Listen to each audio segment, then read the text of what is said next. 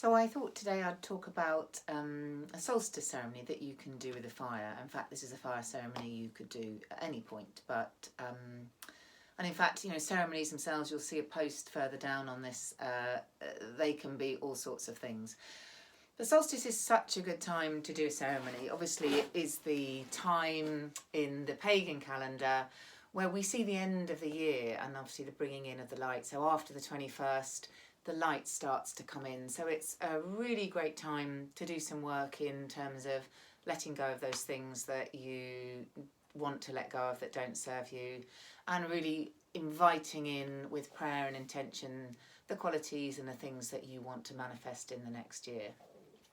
So generally, I would say with all those ceremonies, as we talked about in everything, it's that intention and prayer. So always start with a prayer that the ceremony be held under the highest umbrella of love, light, wisdom and compassion, and that it be for the highest and the best good for all.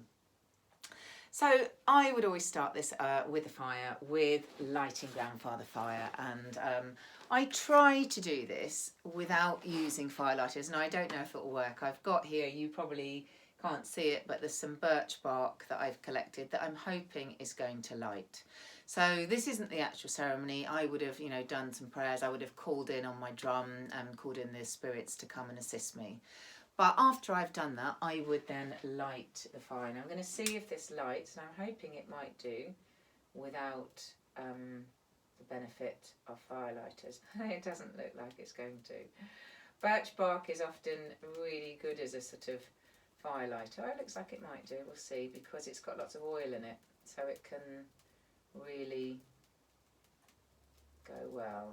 Fingers crossed that might go. So yeah, it kind of works like a natural firelighter. There we go. You're beginning to see it, hopefully starting to take shape.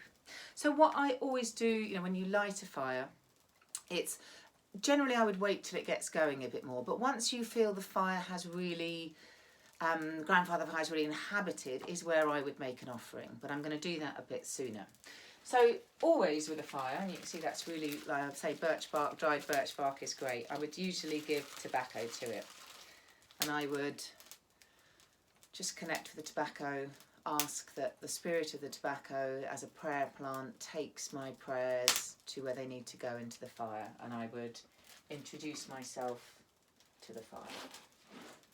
And I would ask that grandfather fire help me in this ceremony and carry the prayers to where they need to go.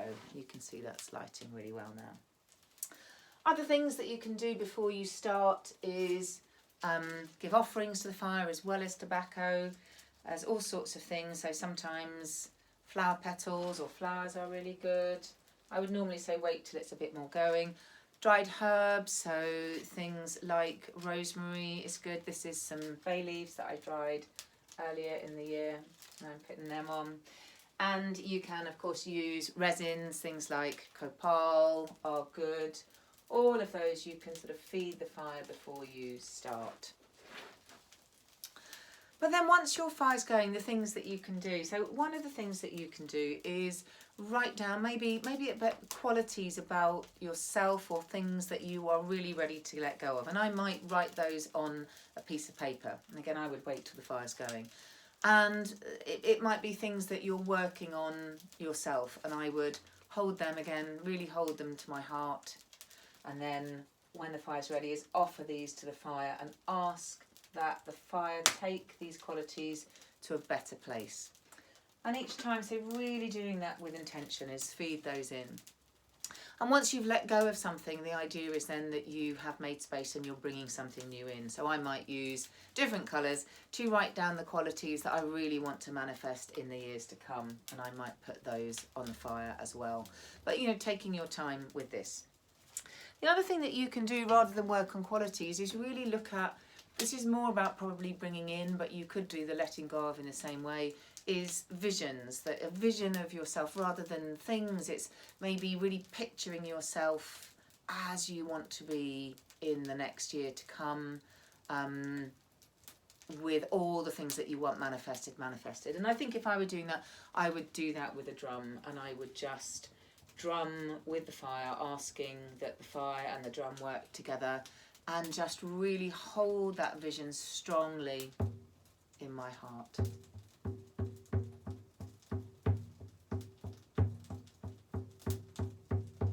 And that's how we would do that one. And just, finally, the other way that you can work with the fire is once it's going and you've done the offerings to it in that way, it's just talk to the fire, is introduce yourself to it and talk to Grandfather Fire as one that he is your relation, and ask that he help carry your messages to where they need to go, of what you want to let go of and what you want to bring in. And I think the way to really look at it's a difficult one, because all of this needs to be held with that sense of what's for the highest and the best, rather than demanding something or coming at it through grasping at something. It's about, how I see it, is sort of sending an arrow of light and asking that kind of anchors itself in the future, and it sort of helps the future direct yourself to it. But at the same time, it's holding that dichotomy of really putting your attention to something and also then letting go of that intention, knowing that the universe has a plan for you and whatever happens is for the highest and the best. So it's kind of holding those two things at the same time.